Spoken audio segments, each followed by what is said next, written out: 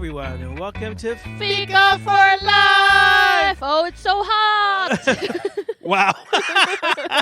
That's because today's episode is on Sex Part 2. My name is Edward Thomas, and my co-host is... Linh Nguyen, don't Google me. Wow. Man, she just did that Vietnamese all up in my face. Just like, I'm going to teach you something that you don't know. I don't know what she said. She probably just said something like... don't Google me. I thought you were speaking... English! I thought you were speaking Vietnamese. I was speaking too fast. You don't even know your own mother tongue. No, I know. I don't. I'm just really embarrassed. So last week we were talking about sex. Sex, baby. Let's talk about you and me. Okay, you know that song. We talked about sex in general and talking about sex. Yes. Talking to our parents or our kids. Where do we have our sexual education from? And today we want to dive into the purity culture and maybe sexuality or sex in a Christian context, because we Christians are sexually frustrated. Yeah, the stereotype of a Christian is they don't have fun. They have sex outside of marriage. They don't know anything about sex. Is that true, Ed? Yes, it is. Not for me, but not for me either. I was a devil before I got married. No, I can see that. No, thank you very much. Well, no, but I think that that there's a problem. Here we are. We say that we believe that sex is a gift from God and should be enjoyed in marriage. And we say, oh, it's a beautiful thing. It's a wonderful thing. It's an amazing thing. Just don't do it. Yeah, exactly. But it's also nasty. Like, what? That doesn't make any sense. And so it makes it really difficult because sex is one of those taboo things that people in church don't like to talk about sex. And I think sexual sin is almost like the worst you can do. Oh, it is. That's why people always put really high on the sin list. Yeah. You can be lying. You can be, I don't know. That's because in all the lists, do other things. Sexual sin is always on every list. Well, I think in the Bible it also says sexual sin is the worst because you do it to yourself. Well, obviously, if you're doing sex to yourself, it's pretty bad. There's all these people out there. So, I mean, why do it to yourself? But, okay. Different strokes for different folks. So. Oh. Okay. Be serious, though. Okay, so purity culture is this whole idea of people who are waiting until they get married to have sex. Is that also something about outside of Christianity? I don't know, actually. I mean, outside of religious people, I think that Muslims as well. Yeah, like even in Orthodox Judaism. So there, I mean, there's certain religious reasons for not having sex outside of marriage. But I don't know of any movement like that for people who are outside of a religious community. Well, I know that in the Vietnamese culture, or I think in general in the Asian culture, maybe more patriarchal cultures. Of course, where the men rule. I think my mom always told me that you don't want to be damaged goods. I know some people are going to be like, "Ooh!" They're going to be right into it. I don't know what kind of podcast this is. But my mom said that. I mean, she grew up she was born in the 60s, so she grew up in the 70s in Vietnam, war-stricken, and and I think it was really important then, to be a virgin or to have or I think the bad thing is when people put a woman's value on their virginity. Yeah. So if you are a virgin, you have value, but if you're not, you are, I don't know. Damaged goods. It's the cow scale. So if you're a virgin, because if you're a virgin, you're worth 10 cows. If you're not, you might get a half a cow. Really? Wow. Or maybe just a goat. Exactly. But I think that's a problem though. I don't know if I don't think my mom reflected upon that, but it gave me a good sense of moral, that this is not something to risk with, be risky about, because once you have lost it, there's no way of getting it back. Well, yeah, I mean, I think we talked about that before a long time ago. We talked about losing like if a person loses their virginity, you can only give it away one time. You know? There's no refund. there's not even if there's some people who sue back their thingy inside, but not guys don't sew it back, or just girls. I mean, there's nothing biologic in it because some people don't even have it. Some people lose it when they're doing some sports. It's just dumb. Well, I don't know. I think that we could just trust each other. That when people say they're virgins, if I say I'm a virgin, you're a virgin. Even if you, even you're not bleeding the first. Even night. if you're taking all of these whips and like, well, I just happen to have these handcuffs to the Some bed. people say, oh, you cannot use tampons because then you're not a virgin. I'm like, oh, please. What? Really? Yeah. I'm like, oh, wow. Okay, see, that's something I didn't know, and that's gonna just start me off on a rampage. On what rampage? Well, purity how rampage? Can you be so? I mean, a tampon. You're not having sex with yourself if you're trying to stop your menstruation by putting a tampon up in you. You lost your virginity. You stuck a tampon in there. Mm-hmm. Wow. Okay. So if you wipe your butt with toilet paper. No, it's not the same. I think the people just putting stuff in there is like an issue for them. But I think that's also coming for maybe people who did not experience sex ed. Well, because then they have no idea about. They just know that's the holy area. You don't put anything into the holy area. Soap and water, I hope. But anyway. No, you're not supposed to use soap either. Really? Why because not? it dries it out. It destroys the pH. It's supposed to be a bit acidic. And soap is that why it burns? Alkaline, so you don't want to put it there. You just wash it with warm water. And then all the bacteria go, whew, and then all the fungi like, yeah. And then they make it super itchy. Use some soap down there, okay? I'm just telling you. Because that just water stuff doesn't work. You will smell, oh my gosh, you'll be all cheesy. Ooh! I don't want to. You get like the smegma down there. It's like all disgusting if you don't clean yourself. Like, oh, it's disgusting. And it smells like. Okay, I don't want to know. All right, but anyway, we're supposed to be talking about purity culture. You're so pure when. But Puritans, they wash themselves there, don't they? They have to, what? Well, the Puritans, we don't know what they did. They were probably smelly. They didn't have any deodorant, so. But there's a whole idea of maintaining your virginity. At all costs. At all costs. And there's a negative side to that. The negative side is when you start to put, like you were talking about, putting value on a woman's virginity, but you can even idolize virginity. Yeah. And so you figure like, I'm a virgin, they're not virgins, I'm better than they are. Woo! So, and that's, I mean, when I was growing up and I wanted to maintain my virginity until I got married, and I did feel superior to the other guys at my church, who everyone idolized because they were all tall and they were basketball players and they were this and that and all the girls loved them. And people were like, well, Ed, you're a little weird. Why can't you be like the other guys? In my mind, I was like, but why would I don't want to be like a bunch of fornicators who are going to burn in hell. Fornicators. Because that's how I thought. I'm like, they're going to burn in hell. Not me. But they because are. You are a virgin. I'm a virgin. And they're I'm not. better than they are. God loves me. I'm a virgin. And so that becomes some of the negative things where you feel like just because you've been able to maintain a certain level of whatever chastity, standard, that somehow it makes you better than other people, and that's not true. I wonder, I remember I had a girl, she was a Christian, one of my friends in school, and she was saying like, oh, I want to wait until I'm married, until I have sex, and then she got pregnant outside of marriage. Wow. Before, and I just felt like, I guess she that's waited. Strange. but I felt like, that's strange because you make this proclamation and then you don't live up to it. I think that's worse. As a Christian, I think to the outside, because that was before I was a Christian and I understood the whole thing. For me, it was just weird because first you make this proclamation and you will wait, and now you're even pregnant. Not even 6 out of you're pregnant. Egg on your face.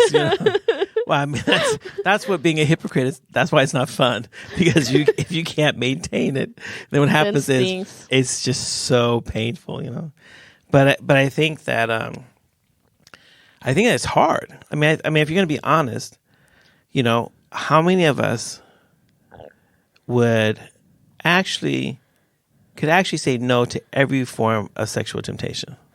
I don't think it's possible if you live kind of normal life in this world, because in all the movies, all the series, there's always some kind of sexual image.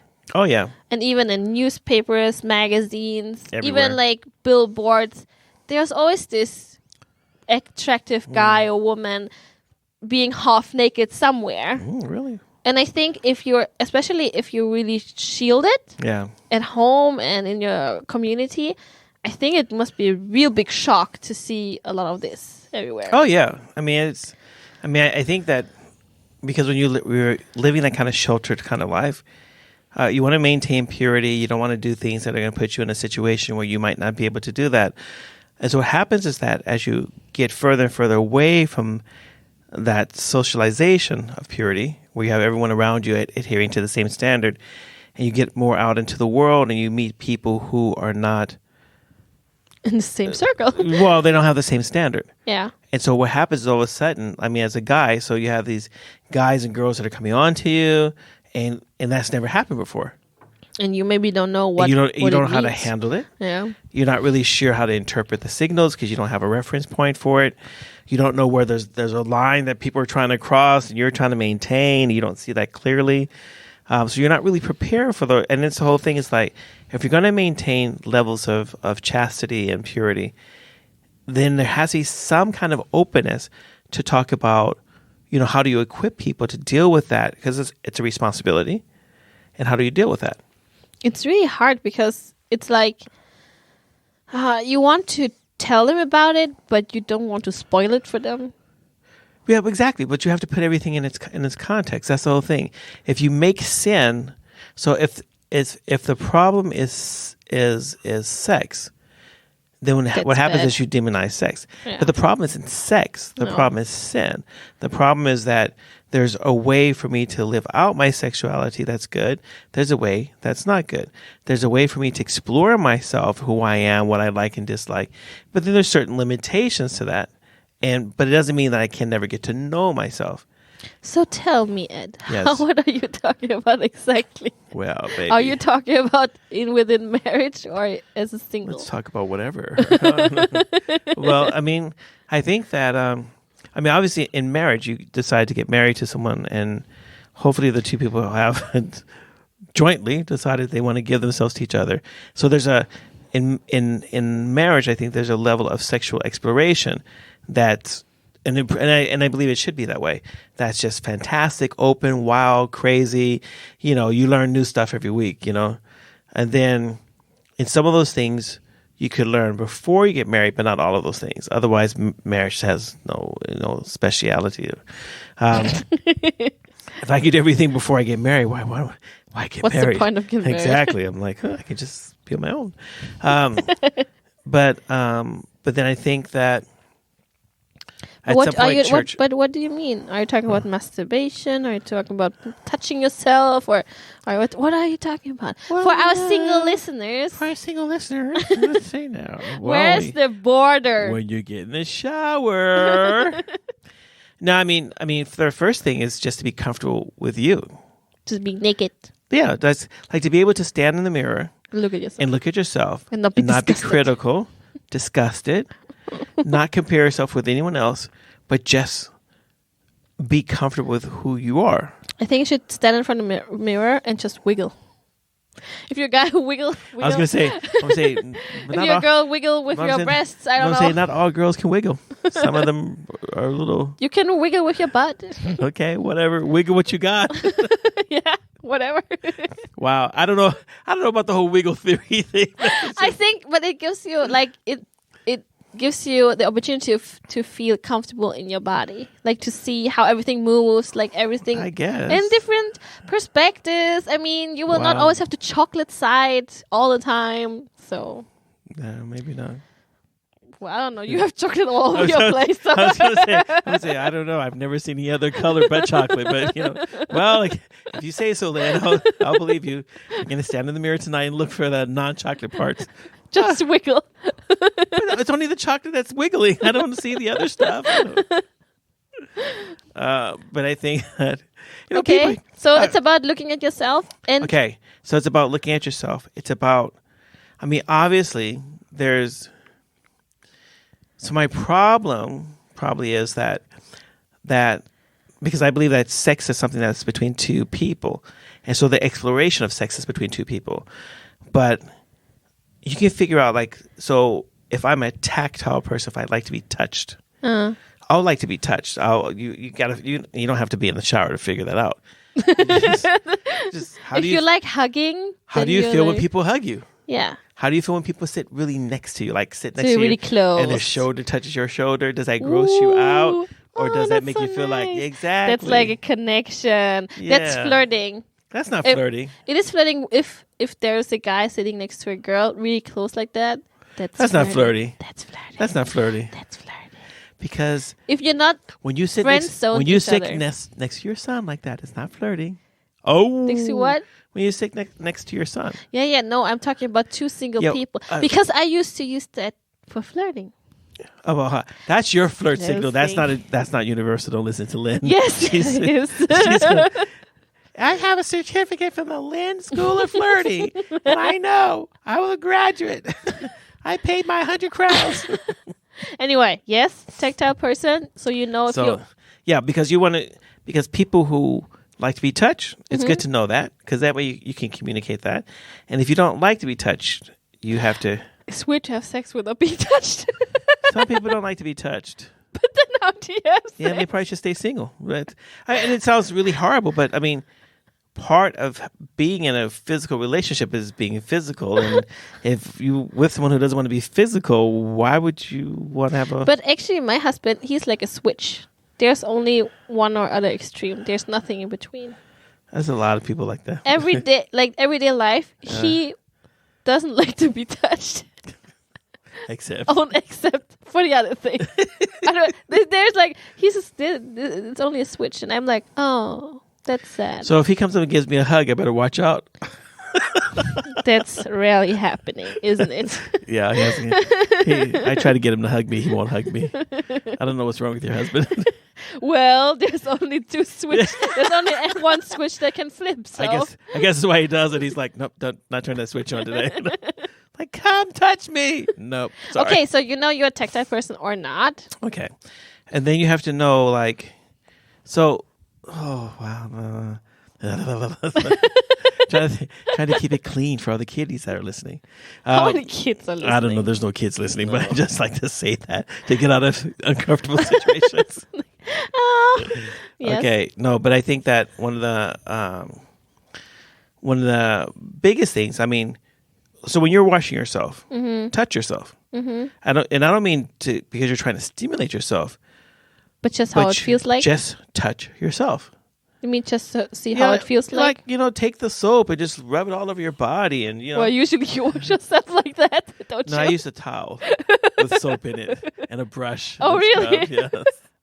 Okay, touch yourself, okay? I mean, exfoliate, not touch defoliate. Yourself in the holy place also. Yes. Clean yourself really well. That's a good way to do that. But that's a good way of exploring yourself in a non-arousal kind of way. It can get... I don't know how you... It can be tempting, though. Yeah, it could be. Yeah, it could be tempting, yeah. And I believe that as a single person, I want to learn how to experience control. Mm-hmm. Because there are days you're going to be tempted. There's times you can't just do whatever you feel like doing. And so you want to practice self-control. you want to practice that sort of self-control. And then you want to be able to know... So there's clear boundaries for you. When do I let go? When do I control? When do I let go? When do I control? And I think it's really, really important. But most of the things I would say actually really to do with how I feel that in marriage, I feel the majority of the touching and the biting and the licking and whatever you do. The biting? What are you... okay. I don't want to talk to you. Bite softly on the neck and then go on the ear, Ew. behind the neck, and then, see what happens. I've only seen that in movies. Really? Yeah. You never experienced that in life yet? No, I don't want to. You never know. No. You won't know until you try it. I'm going to call your husband tonight and say, when Lynn comes home, give her a big bite. No, I don't like it. I don't like him. You come in the house, he's got... I don't like our face to be that close either. Wow. You just put a picture in my head. Further away. No, No, I'm just thinking about what we talked about in the last episode. I'm just thinking like, aha, maybe they missed it too. I don't know. Anyway. Okay. Yes. So wait, you talked about with marriage. Yeah, because I think that what happens is you can't be afraid to touch each other. Have you met people who are afraid? Oh my gosh. Really? Yes. But what? But I feel like don't they get like? Shouldn't people be tempted when they're dating to know that they're sexually attracted? If you're really into the purity culture, you learn how to practice.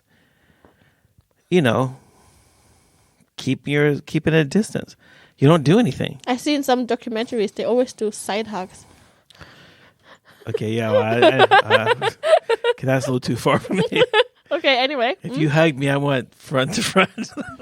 Oh, this cake is really nice. Really? Thank you. Super There's some lemony. strawberries too. I washed them and cut them in half. Wow. In case you want a strawberry with a lemon cake,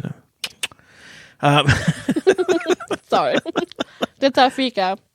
But Marriage. no, I was just trying to think that if there are people who. there's people who don't want.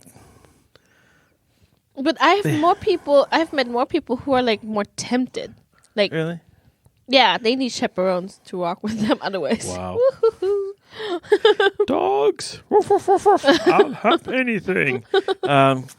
Yeah, but I think that it goes both ways. So if you haven't learned how to live with self-control, then you're going to have to learn how to resist temptation. And the tempting comes from, and you think about it, you're not tempted everywhere, all over the place. Right? No. You shouldn't be. If you were sitting at the dinner table with your mom, and some cute guy walks past outside the window, you're not going to go, ooh, excuse me, Mom, I have to touch myself. You're not going to do that, are you? No. I need to relieve the pressure. Excuse me. Oh my gosh. No, you know why? Because in certain situations, you just don't. When you go to see your gynecologist, or you're like, ooh, I hope they lube up. Ew. Exactly. Because that's not the place where it happens, right? I feel really uncomfortable when there's a male gynecologist. Really? Yeah. So do I. Because you go so often to the gynecologist. I'm like, I'm here to check the pH of my, vagina. And he's like, okay, sure. I'm like, that's the wrong hole. No, I hate it when it's a male doctor also, and they're going to check my prostate. Really? Why? Because guys have such fat fingers. Oh my gosh. Every single male doctor, he's like, it's going to be a little uncomfortable. Like, what has he got back there? Baseball bat? He's like, ah! I'm like, he's driving a car, and my butt is like, ah! And I'm like sitting there screaming out of pain, like the blood's coming out of my eyes because of the pain. And he's like, don't be such a sissy. I'm like, really? Did it say that? Not in Sweden. No, but the doctor in Sweden, he goes, it doesn't hurt that much. I'm like, it's not your butt. I don't stick things back there. Ever. he's like, I told you it's be uncomfortable. I'm like, ah! Oh my gosh. And then he had an assistant who also had to do it. Who was a girl. It. And it also hurt, but not as much. Oh, wow. She's like, I'm sorry I have to do this to you. I'm like, no, you're not. You're all excited about it. You want to touch my prostate. Just stick your fingers in there. When I was pregnant, I always hated it when I did the vaginal examinations. And when you give birth, oh my gosh. I always, in the beginning, I was really uncomfortable because you're like, oh, I feel ashamed. But then when the pain kicked in, I'm like, it doesn't matter. I don't care who touches what, how many people are watching. I'm like, just help me. Just help me get this baby out. Then the pain is real. Oh my God. When all your, So basically, if we give you enough pain, then you're not so uncomfortable talking about sex. Yeah. I don't care. We Sex got me there. Sex got me there. Exactly. That's like what you did.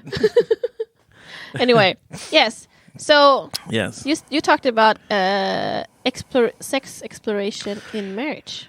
Yeah, because marriages are in trouble. What? Well, I mean, so you have these people who come. Oops, sorry, I keep moving this around. You have these people who come in from the purity culture, and a lot of times they don't know what to do. You're not watching porn, and you have no one to talk to. You can't like go to church and raise up your hands and say, "Well, rejected me," excuse me. And they're like, "Oh, what do you want to pray about?" Well, I'm not really getting an orgasm here. But do they know about orgasm in purity culture? I don't know. You know what? When I grew up in the purity culture, no one ever talked about orgasm, so I didn't know what it was. Did you experience one? I don't know. What? Not in the beginning. No, but you must have known that there's something happening there. Okay, so I'm sorry for all these people. I have to give you the details. So you're making love to a woman, and she's having an orgasm, and I didn't know what was going on. Can you tell if a woman has an orgasm? No. She can tell. You could fake it. Exactly. That's why you can never know. But can you tell? Because that's a big issue, like in the non-Christian, wow. over-sexualized world. If woman can just, did you come? Yes. It depends. It depends on how much pornography you've been exposed to. Mm-hmm. See, pornography tells you that the orgasm makes a certain sound. You're like, oh, and that's not how reality happens. But yeah, sometimes. But I feel that happens in marriage, that you learn your partner's physical reaction to things so well, so you can tell. So you can feel it. I think what I also read a lot of girl magazines when growing up, non-Christian. Gosh. But also, I think I saw a documentary about it when I was older, and it talked about a real orgasm makes women do involuntary movements, like things they cannot control. Maybe their eye twitches, or I don't know, they make a weird sound. Her ear starts to flap. Oh, she's having an orgasm. The ear is moving. Yes. Things involuntary movements. I mean, it's sort of. I mean, I think that an orgasm must be almost, because it also has to do with brain chemistry.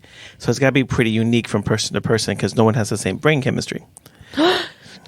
Yeah. I just wanted to ask you, should we have, in the next episode, should we talk about sexual experience? How do you feel experience sex? As a good thing, as a bad thing? How do you feel? It depends on who it is. If it's the big bad wolf, nah. Not what into are you that. talking about? Little Red Riding Hood. And there's like the big bad wolf and red. Okay, never mind. I don't what. We don't want to go there. I think this calls for. This is a nice cliffhanger. Orgasm. Evil.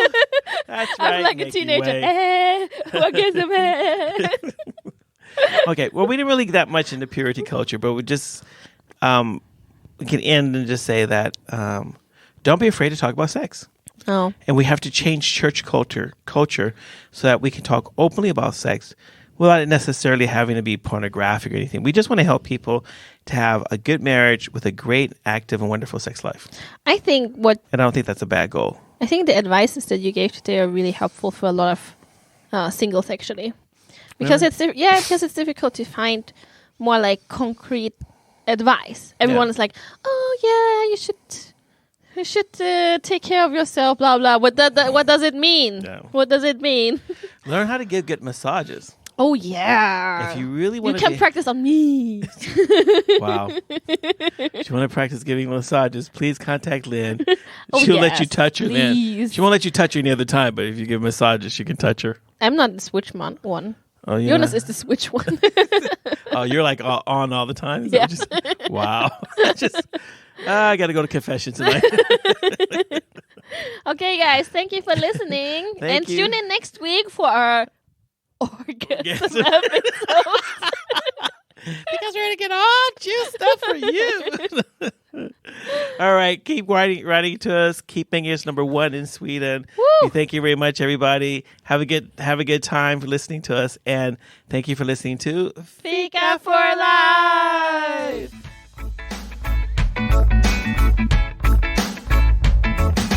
Thank you for listening. If you have any comments or ideas, please send us a message to fikaforlife@mail.com. Fika, F-I-K-A. This was the Fika for Life podcast with Lynn Nguyen and Edward Thomas, and we hope to hear you again.